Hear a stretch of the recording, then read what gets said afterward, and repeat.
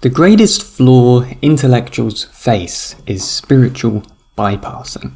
And spiritual bypassing is basically looking past the validity of our own felt emotions to make better, more coherent decisions that benefit ourselves and the people around us.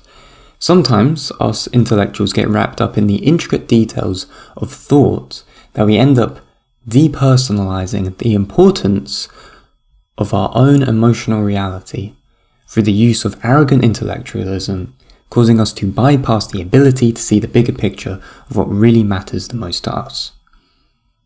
What is most important is, of course, being present with our emotional spirit or soul, observing our emotions and being transparent with them towards ourselves and the people we love the most. With my many mistakes, I have done this in the past at times. Of course, desensitized my own emotions, invalidated them for what they are, and have used intellect to even cope with the reality of difficult situations in my own life. This is not healthy and is not healthy for anybody, because we end up treating ourselves as not truly human. If we have more clarity and acceptance around our emotions towards ourselves and to those that care about them the most, we are much more likely to not only fulfill our own unmet needs, which are not being met at all, but also make ourselves more emotionally available for others around us. Yes, intellect, and you might be saying, well, is intellect important? Well, yeah, of course intellect is important, and it can be a beneficial tool for our lives, but it cannot replace our ability to self-observe our own spirit with humility, innocence, and care. There is a key difference between being smart and being wise, being intelligent and being wise. Wisdom can only come from self-awareness, and that self-awareness is through the acceptance of a greater power. We can only attain self-awareness by accepting that there is a greater power beyond us.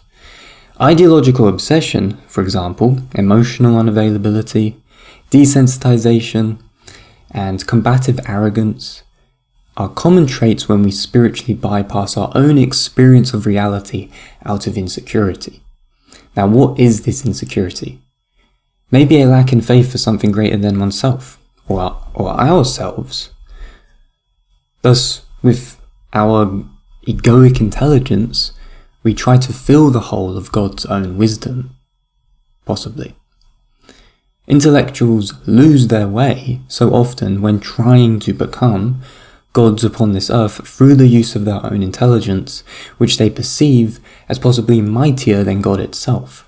And in that, there is no wisdom to be found at all. As Paul explains in his scripture, the importance of opening our hearts wide. Quote from the Bible, "My friends at Corinth, our hearts are wide open to you, and we speak freely, holding nothing back from you. If there is a block in our relationship, it is not with us, but we carry you in our hearts with great love. Yet you still withhold your affections from us. So I speak to you as our children, make room in your hearts for us, as we have done for you." Now this, all in all, in conclusion, is not only essential for true, meaningful communications with people, but also for building worthwhile friendships and ever long-lasting relationships for good. So if this resonates with you guys, make sure to put your comments and your thoughts down below this video, because I truly do believe that there are some fundamental flaws within the intellectual space, this kind of obsession with the ego, and even the idea of the devil's advocate, being an advocate of the devil's position on the chessboard, you could say, where there is never this faith towards something beyond ourselves or beyond our own intelligence. There is never anything to worship outside of ourselves, especially in the intellectual community, or people who are very wrapped up in their own ideas and conceptions of life and nature and things like this. So make sure to give it a like if you enjoyed this video.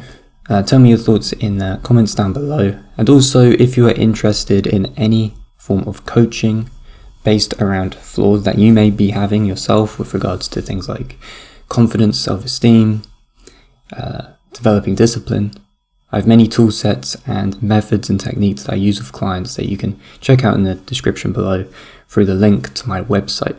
So with that said, guys, thanks for watching, and I'll speak to you in the next one.